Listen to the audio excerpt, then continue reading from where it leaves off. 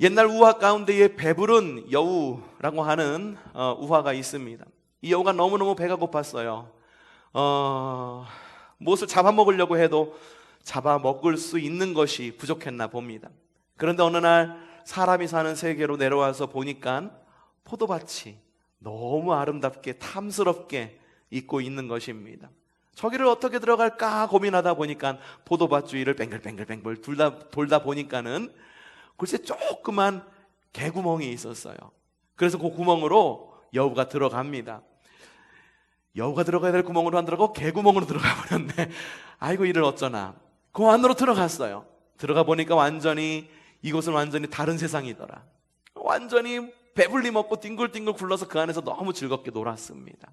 그러고선 이제 그곳은 자신이 살 곳이 아니라 조금 있으면 포도원 주인이 와서 여우를 몰아칠 것이 분명하기 때문에 이 여우는 그 포도밭을 빠져나왔어요. 됐어요. 그런데 이 여우가 배가 너무 부른 거예요. 조금 전에 불과 몇 시간 전에 들어왔던 그 개구멍이 자신의 몸이 꽉 끼어서 나갈 수가 없더라는 거죠. 고민하고 나가려고 그래도 여우는 나갈 수가 없었습니다. 어떻게 해야겠습니까? 안에 있는 것들을 다 소화시키고 그 안에서는 배불렀지만 결국은 다시 배고픈 여우로 밖으로 나올 수밖에 없었다라고 하는 옛날 우화가 있습니다. 이건 욕심쟁이 여우에 대한 이야기이기도 하지만 사람의 탐욕에 대한 이야기이기도 합니다. 여러분, 우리는 적당히 하는 것이 참 쉽지 않은 삶을 살아가고 있습니다. 그래서 옛날 말에 과유불급이라고 하는 말이 있습니다. 지나칠 과, 오히려 유, 아니 불, 미칠 급. 과유불급. 해석하자면 이겁니다. 지나침은 그렇지 않은 것과 같다.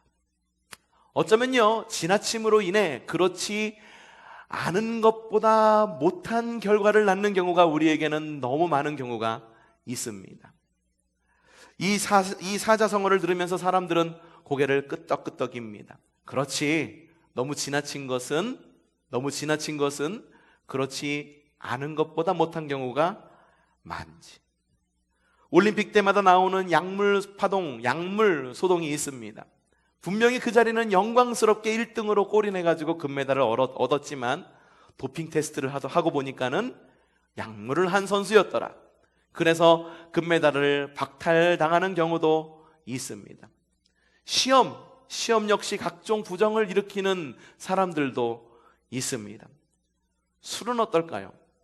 전 세계적으로 많이 팔리는 순위 5위 안에는요, 우리나라에서 생산되는 우리나라 고유의 술이 두 종류나 들어가고 있습니다. 하나는 이슬이라고 불려지는 진짜 이슬, 또 하나는 처음 마음으로 돌아가자라고 하는 처음같이, 이런 술들. 여러분들 술 이름 여러분들 잘 아시죠? 우리 성도들은 아주 거룩하셔갖고 술은 입에도 안 대셔. 그리고 가요도 안 부르시고 아주 그냥 세속적인 영화도 안 보셔서 영화를 물어봐도 모르고 술도 물어봐도 몰라고 이명웅을 불러도 모르더라고. 지난 금요일 날 물어보니까는. 우리 너무 거룩하셔가지고 그런 것 같습니다. 모두 자신을 제어하지 못하는 사람들의 업적들입니다. 제어하지 못하는 사람들의 업적들. 여러분, 동물들은 과식하지 않는다라고 합니다. 필요한 만큼만 먹습니다. 돼지는 어떻습니까? 사람들 가운데에 많이 먹는 사람들을 돼지라고 부릅니다. 저거 돼지가처럼 많이 먹어라고 이야기합니다. 하지만 돼지는 결코 과식하는 일이 없습니다. 자신이 필요한 만큼만 먹습니다. 대략 자신의 위장의 80% 정도만 채운다라고 합니다. 과식을 하는 유일한 피조물은 지구상에 사람밖에 없습니다. 여러분, 과한 것은 추한 것입니다. 그래서 성경엔 이렇게 적혀 있습니다. 빌립보서 3장 19절 하반절에 이렇게 적혀 있습니다. 함께 좀 읽어볼까요? 함께 읽어보겠습니다. 시작. 그들은 배를 자기네 하나님으로 삼고. 무엇을 하나님으로 삼는다라고 말합니까? 맞습니다. 배를 하나님으로 삼습니다. 우리가 하나님으로 여길 분은 오로지 한 분이지만 탐욕을 자신의 하나님으로 삼습니다. 욕심을 채우기 위해서라면 하나님쯤은 가뿐히 다음 순위로 밀어낼 수 있음을 매우 적절하게 말하고 있습니다. 그들은 배를 자기네 하나님으로 삼고. 원래 하나님의 세계는요, 이 하나님의 창조의 세계는 절제라는 질서가 곳곳에 숨겨져 있습니다. 만약에 지구가 지금보다 조금 더 빠르고 느리게 자전을 하거나 공전을 한다면 어떤 일이 벌어질까요? 여러분, 하루 24시간이 모자르죠? 24시간이 모자라. 그쵸? 24시간이 모자르시죠? 그래서 한 5시간이나 26시간이 된다면 정말 어떤 일이 벌어지게 될까요? 만약에 태양이 지금보다 조금 더 가깝거나 조금 더 멀다면 우리에게 어떠한 일이 일어날까요? 생각하기 싫은 일이 이루어질 것입니다. 달이 조금 더 가깝거나 조금 더 멀다면 어떨까요? 조금 더 가깝다고 한다면은요, 달이 지구의 인력 안에 빨려 들어와서 충돌할 가능성이 있지만 그 전에 조수간만의 차가 훨씬 더 커질 거예요. 그래서 지금 바다였던 구역이 훨씬 더 넓어져서 바닷물이 어쩌면 지금 이곳 연천까지 밀려 들어올지도 모르는 상황이 닥칠지도 모릅니다. 하나님의 창조 세계는 절제의 질서가 있습니다. 절제된 질서가 있기 때문에 우주는 균형을 이룹니다. 옆에 사람을 한번 보십시오. 옆에 사람들도 절제의 미가 철철 넘칩니다. 절제가 있어서 눈은 몇 개, 2개, 코는 몇 개, 1개. 절제가 있기 때문에 코에 있는 콧구멍은 몇 개, 2개. 절제가 있기 때문에 입은 몇 개, 1개. 절제가 없어가지고 만약에 여러분이 눈이 3개라고 한번 생각을 해보십시오. 그건 우리도 역시 상상하기 싫은 일 가운데의 하나일 것입니다. 물론 이거는 장애인에 대한 비하 이야기가 아닙니다. 이거는 건강한 우리의 모습이죠. 옆에 사람을 다시 한번 보시겠어요? 다시 한번 보십시오.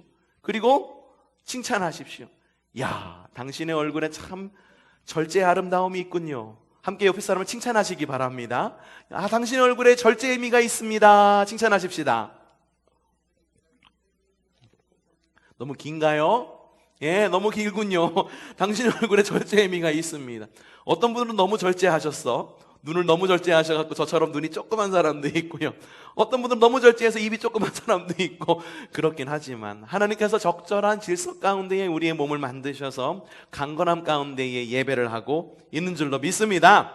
여러분, 과하지도 덜하지도 않은 질서와 절제는 하나님의 창조의 섭리이고 또한 아름다운 것입니다.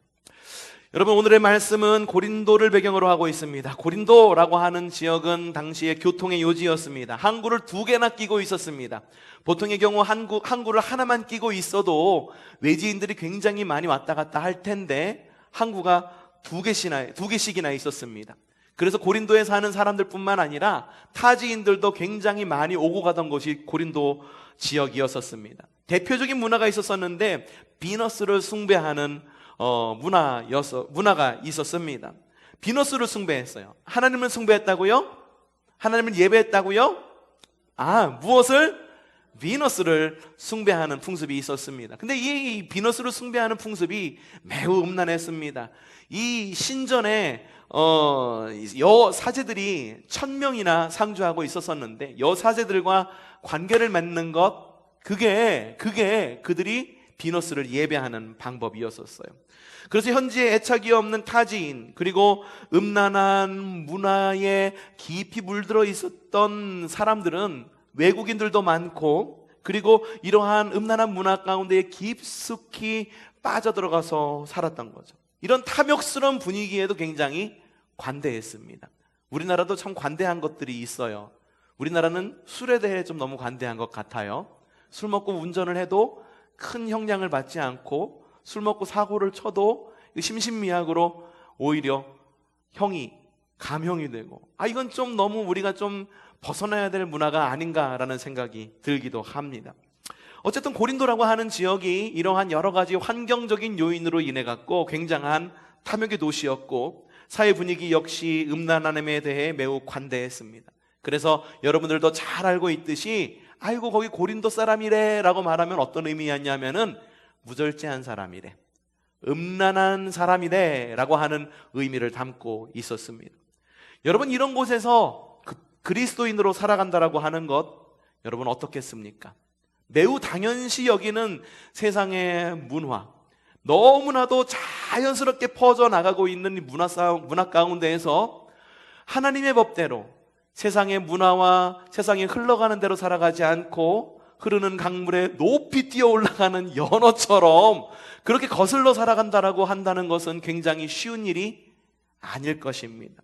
그리고 그리스도인으로서 바르게 살아간다는 건 역시 엄청난 믿음의 도전이 아닐 수가 없을 것입니다. 남들과 다르게 살아간다라고 하는 것은 끝없는 절제의 삶을 의미하기 때문입니다. 고립된 삶을 살아갈 수밖에 없었어요.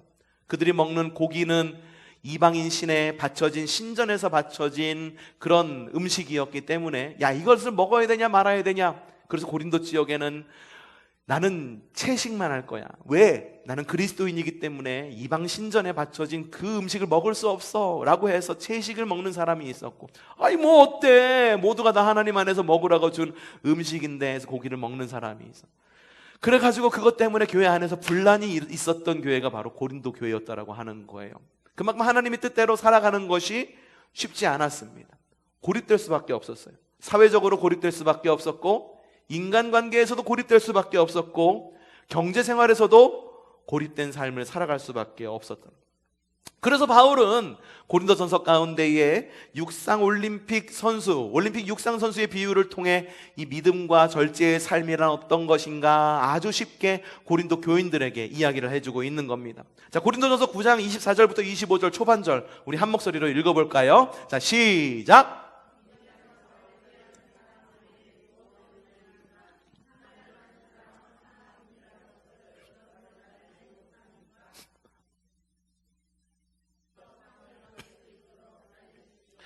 경기에 나서는 사람은 어떻게 한다고요? 절제를 하는데 일부에만 절제합니까? 모든 일에 절제를 합니다라고 이야기를 하고 있습니다. 올림픽이라고 하는 것은 예수님이 오시기 이전부터 그리스 지역을 중심으로 있어 왔습니다. 신약 시대에도 올림픽이 있었을까요? 당연히 있었죠. 전통을 이어가지고 오랜 기간 동안 수백 년에 걸쳐서 올림픽이 진행되어 왔습니다. 이 고린도라고 하는 지역에는요, 육상 경기가 유명했던 것 같습니다. 그래서 육상 경기를 위해 가지고 그 지역에 있는 사람만 육상 경기에 출전을 하는 것이 아니라 고린도 지역 밖에 있는 사람들도 고린도로 육상 경기를 하기 위해, 금메달을 따기 위해 고린도 지역으로 들어왔어요. 보통의 타지인들 같으면은 고린도 지역 안으로 들어와서 흥청망청 놀게 됩니다. 외지인들도 많고 익명성도 보장이 되고, 그리고 고린도라고 하는 그 지역이 굉장히 음란하고 굉장히 좋지 않은 그런 문화로 가득 차 있었기 때문에 그냥 그 사람들 안에 녹아 들어가 갖고 흥청망청 논다 한들 그 누구도 뭐라고 할 사람이 없었기 때문에. 그런데 하지만 육상 경기를 목적으로 오는 사람들은 어땠을까요? 그 사람들은 모든 일에 절제했습니다. 왠지 아십니까? 그들의 목적은 고린도 지역에서 흥청망청 노는 것이 목적이 아니라 승리의 관, 곧 금메달을 따는 것이 그들의 목적이었기 때문입니다. 많은 사람들이 운동을 하죠. 많은 사람들이 운동을 합니다. 다이어트를 목적으로 한다고 한다면 상황과 환경과 회식 일정에 따라서 적절하게 운동과 음식을 조절할 것입니다. 회식을 갔는데 내가 먹지 말아야 될 음식이 나왔어. 그런다고 해서 먹지 않으면 안 돼. 그럼 어느 정도 음식을 조절할 것입니다. 그런데 내가 목적으로 하는 것이 단순히 다이어트가 아니라 올림픽 금메달을 목적으로 한다면 어떻게 될까요? 단순히 누군가의 회식 자리에서 음식을 조금 줄이는 정도로 자신을 제한할까요? 절제할까요? 아니죠. 금메달을 목적으로 한다고 한다면 태능 선수촌에 입소를 할 거예요. 그래가지고 그들이 먹는 것뿐만 아니라 삶의 패턴, 삶의 시간의 배분, 모든 것이 삶 자체를 조종하면서 절제할 거라고 하는 거예요. 사도 바울은 바로 그걸 이야기를 하는 거예요. 야, 우리가 지금 고린도 지역을 살고 있지만 고린도 지역에 얼마나 많은 외국인들과 그런 이방인들이 많아. 그들은 막 멍청이 아니죠. 흥청망청 먹고 놀고 부어라 마셔라 놀고 가는 사람들 얼마나 많이 봤어. 아유, 골목골목마다 토해놓은 곳, 사람들이 막 우선 큰 소리 고래 지르고 얼마나 이게 절제 없이 살아. 그런데 한번 생각해봐. 고린도인들 너희는 한번 생각해봐. 그런데 우리가 올림픽을 열 때 어때? 올림픽을 열 때 달리기를 하러 오는 사람들, 육상 경기에 오는 사람들은 그렇게 하지 않잖아. 자신의 삶을 절제하지, 먹는 것도 절제하지. 우리의 환경이 이렇다라고 그래서 환경에 휩쓸리지 않고 그들은 목적에 따라 그렇게 살아가지. 그것이 바로 우리가 하나님 나라를 살아가는 방법과 똑같은 방법이야 라고 사도 바울은 그렇게 이야기를 하고 있는 것입니다. 여러분, 우리는 지금 사순절의 정점인 종려주의를 맞이했습니다. 이 시간을 보내며 우리는 우리의 과거의 믿음을 함께 돌아보았으면 좋겠습니다. 이스라엘 민족은 전통적으로 대속죄일을 지키며 금식하고 특별한 시간을 구분하여 기도하는 기도의 시간을 가져왔습니다. 금식하고 기도의 시간을 가졌습니다. 왜 그랬을까? 단순히 금식을 해서 삶을 절제했을 뿐만 아니라 주님께 기도하는 시간, 주님의 예배를 더하는 시간을 가졌다라고 하는 거예요. 여러분, 금식이란 그런 것입니다. 최고의 가치로 배를 채우려고 하는 욕망을 끊는 대신에 하나님의 말씀을 향한 갈망, 기도를 향한 갈망, 예배를 향한 갈망으로 채우는 것이 바로 금식입니다. 보통 사람들 보면은 금식하러 간다라고 말하면은 목숨 걸고 기도한다라는 것으로 의미로 해석을 하게 됩니다. 어느 담임 목사님이 성도들이 너무 말을 안 듣는 거예요. 그래가지고 너무 말을 안 듣고 성도들이 서로 막 싸우고 분열하고 막 뭘 하자고 그러면 한마음도 안 되고, 이 목사님이 특단의 결단을 내리죠. 뭘 하러 가요? 40일 금식 기도를 하러 올라가요. 근데 이게 정말 순수한 의미에서, 내가 정말 하나님을 바라보겠다라고 하는 순수한 의미에서 40일 금식 기도를 하는 것이 아니라, 왜 40일 금식 기도를 하러 올라갈까요? 니들 말 들어, 말 듣지 않으면 나 확 그냥 굶어서 어떻게 될지 몰라, 식음을 전폐하고 보란듯이. 그쵸? 그거는 금식이 아닌 거예요. 금식은 뭔지 아십니까? 금식은 육신의 음식을 끊으면서 그 안에 뭐로 채우는 건지 아십니까? 주님의 말씀으로 채우는 거예요. 그렇기 때문에 금식을 오래오래 하면 할수록 사람이 수척해지지 않습니다. 금식 기도를 오래 하면은요, 오히려 눈빛이 또렷해집니다. 금식 기도하면서 영적인 체험했다라고 하시는 분들, 여러분들 많이 들어보셨죠? 왜 그럴까요? 허기지면은요, 여러분 허기지면 예배하기 힘드시죠? 저도 이 예배 전에 뭔가 좀 먹지 않으면은 허기져가지고 말을 하다가도 실수하고 자꾸 딴 생각 들고 머릿속에 자꾸 밥 공기가 막 떠내고 막 이렇기도 하지만, 오히려 금식을 하고 육신의 밥을 끊고 주님의 말씀으로 가득 채우게 되면 어떤 현상이 일어나게 되냐 하면은 성령으로 충만케 됩니다. 그리하여서 하나님의 은사를 받으시는 분들이 보통 거기서 은사를 받으시는 거예요. 왜? 단순히 밥을 끊었기 때문에? 아니에요. 단순히 밥을 끊은 것이 아니라, 곡기를 끊은 것이 아니라 그 안에 말씀으로 가득 채웠기 때문에, 성령으로 가득 채웠기 때문에. 우리가 살아갈 이 고난주간도 역시 마찬가지입니다. 이 말씀 끝난 이후에 우리가 금식 작정을 좀 할 것입니다. 물론 코로나기 때문에 금식을 막 여러분들에게 막 강요하고 싶지는 않은 마음이, 목사로서의 마음이, 인간적인 마음이 있어요. 여러분, 이따가 금식 작정할 때 제가 안내를 해드리겠지만, 금식이라고 하는 것은 단순히 음식만을 끊는 것을 말하는 것이 아닙니다. 내가 사랑하는 것을 절제하는 겁니다. 내가 하던 행동들을 절제하는 겁니다. 내가 생각하던 것들을 절제하는 겁니다. 나의 기호를 절제하는 겁니다. 그런 다음에 무엇을 채워넣는 겁니까? 주님의 말씀을 채워넣는 겁니다. 기도를 채워넣는 겁니다. 예배를 채워넣는 겁니다. 고린도 교회 성도들과 올림픽을 목적으로 하던 사람들은 어땠습니까? 그들은 각각 하나님 나라와 올림픽 메달이라고 하는 특별한 목적이 있었습니다. 그래서 삶을 절제하고 사회적 분위기에 휩쓸려 살아가지 않았던 것입니다. 그래서 사도 바울은 특별한 목적을 가진 사람들의 삶을 이렇게 이야기합니다. 고린도전서 9장 26절부터 27절 한번 읽어보죠. 시작. 그러므로 나는 목표 없이 달리듯이 달리기를 하는 것이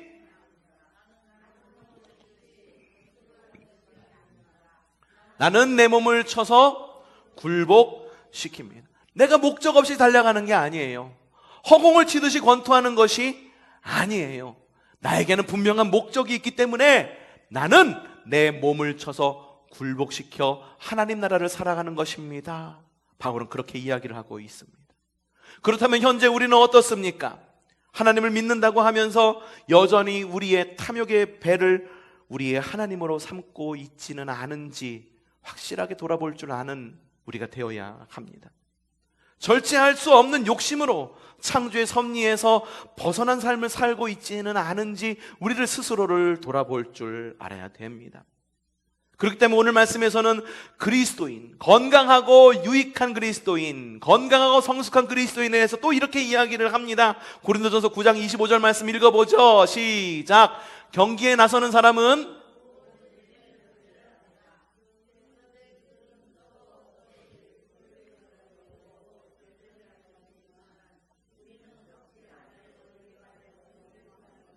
네, 경기에 나서는 사람은 모든 일에 절제를 합니다. 맞아. 육상 경기에 나서는 사람들은 모든 일에 절제를 하지. 사도 바울은 그렇게 이야기를 하고 있는 겁니다. 야, 너희들 봐서 알고 있잖아. 너희들 봐서 알고 있잖아. 육상 경기에 나가는 사람들, 그들은 금메달을 위해 가지고 자신의 삶을 절제하고, 그리고 자신의 삶에서 절제하고 자신의 생활 패턴을 바꾸는데, 그들은 썩어 없어질 월계관 얻기 위해서 그렇게 뛰고 자신을 절제하는데, 우리는 어떻습니까? 우리는 썩지 않을 월계관을 얻으려고 이렇게 살아가는데 절제하지 않고서 살아갈 수 있겠느냐라고 말하면서 바울은 이렇게 역설을 이야기한 것입니다. 여러분, 인격 수양이나 하면서 종교인으로 살아갈 것이라고 한다면, 상황과 욕심에 따라서 적당히 교회나 다닐 것이라고 한다면, 여러분 그냥 절제하지 않고 무분별하게 살아가셔도 되십니다. 무분별하게 살아가셔도 되세요. 하고 싶은 말 다 하고 사십시오. 하고 싶은 행동 다 하고 사십시오. 돈 많으세요? 펑펑 쓰면서 사세요. 펑펑 쓰면서 사세요. 그리고 나가서는 그렇게 얘기하세요. 나 어느 교회 장로야, 나 어느 교회 권사야, 자랑하고 다니십시오. 그런데 여러분, 그리스도인이라고 하는 것은 그게 아니에요. 지금 이 시대에 교회가 말을 듣고 욕을 먹는 이유가 뭡니까? 그리스도인이라고 말하면서 절제함이 없어. 하고 싶은 말, 안에 있는 말 막 쏟아내고, 하고 싶은 행동까지 막 절제 없이 해대고, 사람들에게 눈살 찌푸리는 행동까지 다 해가면서, 어디 놀러 가서 그러잖아요. 질서는 안 지키고 들어가지 말라는 곳 들어 사진 찍으면서 나오면서 그래요. 어머, 권사님도 들어와서 여기서 찍어. 절대 그러면 안 되는 거예요. 종교인으로 살아가지 말라는 거예요. 나 교회 다니는 그것 하나로만 만족하지 말고, 우리가 그리스도인이고 세상과 다르게 살아야 된다는 것을 안다면, 다르지 않게 살았기 때문에 지금 우리가 질타의 대상이 되었고 지탄의 대상이 되었다라고 한다면, 삶 자체 그리고 삶의 모든 방법을 조정하면서 살라고 하는 것입니다. 절제하면서 살라고 하는 것입니다. 이번 주는 고난주간입니다.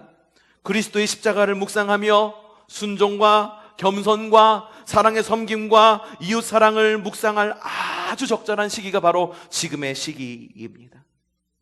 절제의 영성, 절제의 그리스도인으로 다시 한번 거듭나고 다시 한번 우리가 결단할 아주 적절한 시기가 바로 지금의 시기입니다. 그래서 음식을 절제함으로 거룩을 회복하는 전통이 있었다라고 하는 거예요. 여러분, 이 시기에 단순히 음식만 절제하겠습니까? 특별한 영적 목적을 위해 무엇이든 한번 절제해 보시기를 바랍니다. TV를 한번 절제해 보시기를 바라고요. 과한 유흥을 절제해 주시기를 바라고요. 그리고 주초를 한번 절제해 보시고요. 인터넷 검색을 한번 절제해 보시고요. 쇼핑 절제해 보시고요. 그동안 너무 과도했던 취미 활동, 이런 것도 한번 절제해 보는 시간 되시기를 바랍니다. 이런 것들을 절제하고 여러분들 가운데에 주님의 말씀과 기도로 충만히 채워보시기를 바랍니다. 그렇다면 절제의 그리스도인이란 어떤 그리스도인이냐? 바로 창조의 질서를 회복하는 그리스도인입니다. 우리를 절제하지 못하도록 우리를 붙들고 있는 것은 절대악. 사탄이 내 마음 가운데 와가지고 야, 너 그거 좋아하잖아, 이거 해 저거 해 막 유혹해가지고선 막 내가 절제하지 못하도록 만드는 것이 아니라, 대부분 우리가 절제하지 못하는 것들은 하나님의 선물인 경우가 많습니다. 화초 기르는 거 얼마나 좋아하십니까? 화초도 하나님께서 만드신 아름다운 피조물이죠. 근데 화초에 환장을 하고 미쳐버리는 거예요. 그래서 그냥 화초를 기르는데 그 화초 때문에 예배도 못 나와. 개를 길러, 고양이를 길러. 개와 고양이가 있어서 개와 고양이를 혼자 놔두면 안 돼가지고 예배를 못 나와. 얼마나 아름답습니까? 그쵸? 근데 그것 때문에 절제하지 못하고 주님께서 주신 하나님 나라를 살아가지 못한다면, 여행, 이것도 역시 마찬가지입니다. TV, 인터넷 검색, 쇼핑, 운동, 수집, 소통, 공부, 모든 것들 하나님께서 우리로 하여금 건강하고 아름답게 하나님 나라를 살아가라고 우리에게 주신 선물들이에요. 그런데 이런 것들이 하나님의 선물이지만 너무 과해지는 거죠. 우리의 탐욕과 욕심으로 과해지는 거죠. 너무 과해져서 얼마나 과해졌냐 하면은 하나님의 자리까지도 대신할 정도로 과해지는 거예요. 그래서 하나님 정도라고 한다면, 가뿐히 다음 순위로 밀어낼 수 있다면 바로 그것들이 절제의 대상입니다. 돈은 어떻습니까? 돈 없이 이 세상 살아가실 수 있어요? 자신 있으세요? 돈 여러분 꼭 필요해요. 돈 꼭 필요합니다. 벌 수 있을 만큼 많이 버십시오. 하지만 그것이 하나님을 대신할 만큼의 사랑이라고 한다면, 돈은 더 이상 하나님께서 우리에게 주신 세상을 갖다가 편리하고 복되게 살아가라고 우리에게 주신 선물이 아니라, 그것은 우리에게가 절제해야 할 절제의 대상이 되어버리는 거예요. 여러분, 세상 사람들은 그들의 삶의 목적을 위해 생활의 질서를 잡고 절제하는 삶을 선택합니다. 그렇다면 우리는 어떻게 살아가야 될까? 고린도전서 9장 59절 말씀, 25절 말씀 초반절 다시 한번 읽어보죠. 크게 한번 읽어봅시다. 시작. 이기기를 다투는 자마다 모든 일에, 어떤 자마다? 여러분, 이기기를 원하세요? 하나님 나라 가운데 승리하는 삶을 살아가기를 원하십니까? 하나님 가운데 승리하는 삶, 하나님의 은혜 가운데 복된 삶을 살아가시기를 원하십니까? 그럼 어떻게 해야 된다고 말합니까? 모든 일에 어떻게 해야 된다고요? 모든 일에 절제한다. 모든 일에 절제한다. 하고 싶은 말 팡팡 하라고 합니까? 쓰고 싶은 거 다 쓰라고 합니까? 하고 싶은 거 다 하라고 얘기합니까? 어떻게 얘기합니까? 이기기를 다투는 자마다 모든 일에 절제한다. 모든 일에 절제한다라고 하는 것은 여러분 스스로 막 채찍질해가면서 몸을 괴롭히라는 것이 아니에요. 얼마 전에 영화 한 편을 봤는데 그 영화도 별로 그렇게 그리스도인의 가치관에 좀 맞지 않은 그런, 영화 제목이 아마 다빈치 코드였었을 거예요. 근데 거기 보니까는 굉장한 좀 음모론들이 있었던 그런 영화였었는데, 한 사람이 기도를 하는데 어떻게 기도하냐면은 자꾸 자신의 육신의 정욕이 자기를 너무 괴롭히는 거예요. 그래서 어떻게 기도하냐면은 자신의 몸을 괴롭히는 거예요. 채찍으로 몸을 쫙쫙 때려가면서 기도하고, 그리고 허벅지에다가 타이트한 가시 같은 걸 갖다가 꽉 묶어가 피 안 통하게 하고 기도하고, 자신의 육신을 갖다가 죽이면서까지 그렇게 기도하려고 하는 모습이 보여져요. 옛날에 실제로 그런 기도들이 있었어요. 그렇게 기도하는 사람들이 있었습니다. 극단적인 이런 사람들이 있기도 했었어요. 그런데 주님께서 우리에게 절제하라고 하는 것은 그렇게까지 하라고 말하는 건 아니에요. 너희가 하나님 나라를 살아가고 싶니? 그러면 하나님 나라에 합당한 것을 구하고, 하나님 나라에 합당하지 않은 것들은 좀 절제해라 라고 우리에게 그렇게 말씀하고 있는 거예요. 그렇게 말한다면, 그렇다면 우리는 어떻게 절제해야 될까? 한번 따라해 봅시다. 절제할 것과 넘쳐야 할 것을 분별하라. 어떻게 해요? 절제할 것과 넘쳐야 할 것을 분별하라. 잠언 2장 11절 개역성경에 이렇게 적혀 있습니다. 근신이 너를 지키며 명철이 너를 보호. 무엇을 너를 지킨다라고 말하고 있습니까? 근신이 너를 지킨다라고 말해요. 이게 말하니까는 근심으로 생각하는 사람들이 있는데, 이 근신이라고 하는 것을 이 세번역에서 뭐라고 번역하고 있느냐, 이렇게 번역하고 있습니다. 자, 다시 한번 시작. 분별력이 너를 지켜주고 명철이 너를 보살펴주고. 무엇이 너를 지켜준다라고 말합니까? 분별력이 여러분을 지켜줄 줄로 믿습니다. 그래서 이 근신이라고 하는 말을 분별력이라는 의미를 가진 히브리어 메짐마라고 하는 말을 쓴다고 해요. 이게 분별력이라고 하는 의미를 담고 있어요. 여러분, 그리스도인이라고 한다면 모든 일에 분별력이 있어야 됩니다. 말씀으로 선과 악을 구별할 줄 아는 분별력이 여러분 가운데 있어야 돼요. 그리고 거룩한 긴장감을 좀 유지하면서 살아야 하는 것이 우리 그리스도인입니다. 긴장감 없이 가는 것마다 해볼래 해갖고 이게 그리스도인인지 아니면은 비그리스도인인지 알 수도 없고, 이 세상 살아가는 동안 절제할 도 없어갖고 이 사람이 이 교회를 다니는지 어디를 다니는지 남녀 호랭갱이를 다니는지 알 수 없는 그런 삶을 살아가고 있다고 한다면, 우리는 좀 분별력을 갖고, 이것이 과연 하나님 마음에 합한 것인지 하나님 마음에 합하지 않은 것인지 절제할 것과 넘쳐야 할 것을 분별해야 된다고 하는 거예요. 이 세상 자신 있게 살아가시죠? 여러분 생각하는 게 옳다라고 생각하시죠? 자신감이 곧 믿음이라고 생각하시죠? 하나님께서 확신이라고 생각하시죠? 아니에요. 자신감이 곧 믿음은 아닙니다. 절제가 자신감을 기초로 하고 있을 때 이 자신감이야말로 하나님께서 쓰시는 자신감이지, 절제함 없이 그렇게 살아간다라고 하는 것은 결코 그것은 그리스도인으로서 그렇게 아름답게 살아가는 것은 아니다라고 하는 것.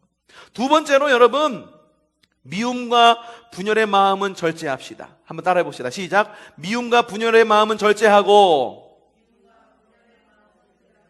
사랑을 베푸시기 바랍니다.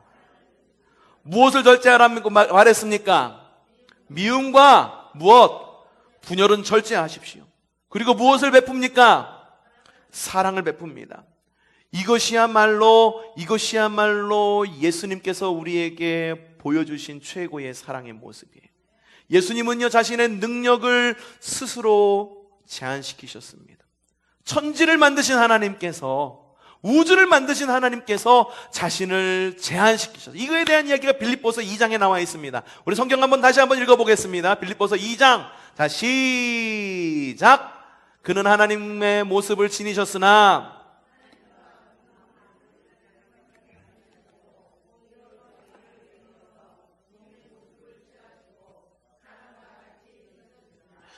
그는 사람의 모양으로 나타나셔서 자기를 낮추시고 어떻게 죽기까지 순종하셨으니 곧 십자가에 죽기까지 하셨어요. 예수님의 성육신과 십자가는 절제와 사랑의 결정체입니다. 자신을 제한하셔서 우리를 사랑하십니다.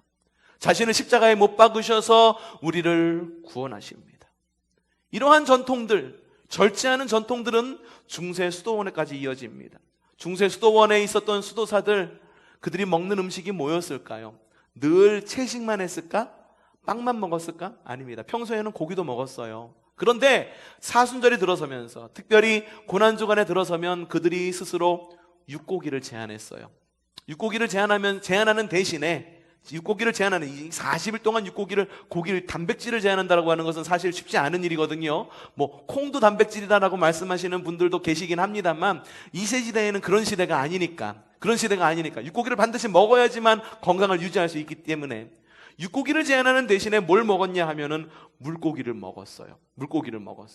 이게 꼼수 같기도 하고, 그런데 꼼수가 아니라 그만큼 자신의 삶에 절제하기를 위해서. 그래서 수도원에 가면은 수도사들이 물고기를 키우는 수도원들이 많았었어요. 뭐 하려고?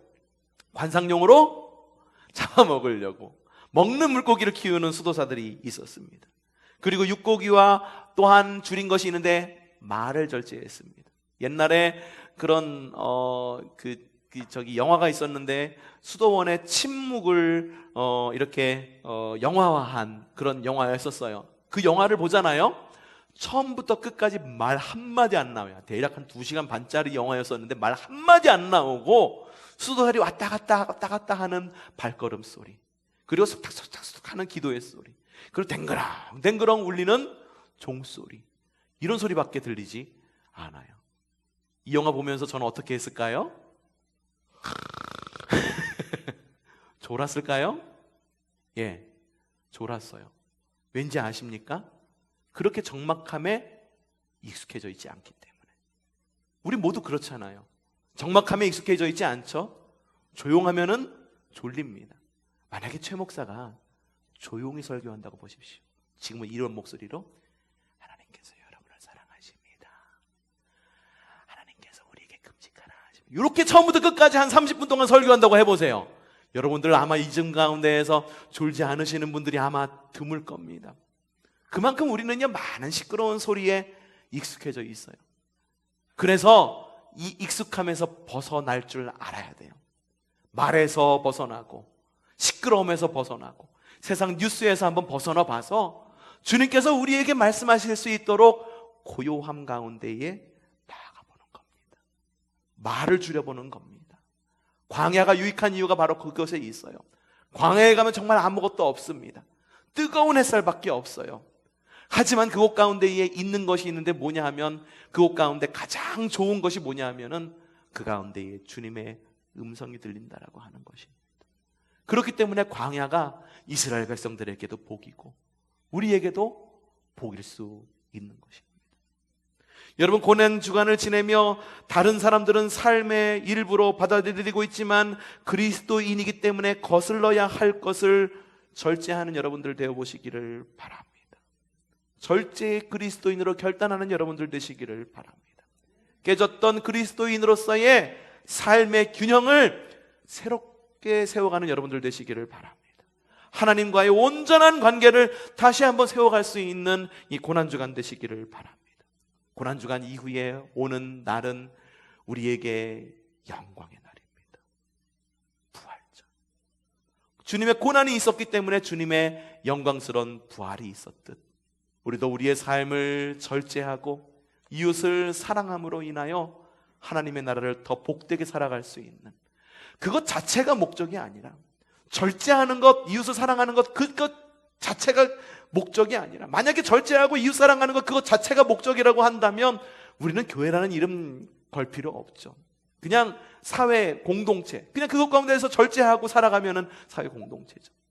절제와 금식과 이웃 사랑이 우리의 목적이 아니라 하나님 나라가 우리의 목적이고, 하나님의 통치하심이 우리의 목적이고, 주님의 영광이 우리의 목적이기 때문에, 그렇기 때문에 절제함으로 하나님 나라를 살아가고, 절제함, 이웃 사랑함으로 인하여 하나님 나라를 살아낼 수 있는 그런 고난주간 되시기를 바랍니다. 그렇게 살아가시겠습니까? 그렇게 살아가는 여러분들 되시기를 주님의 이름으로 축복합니다.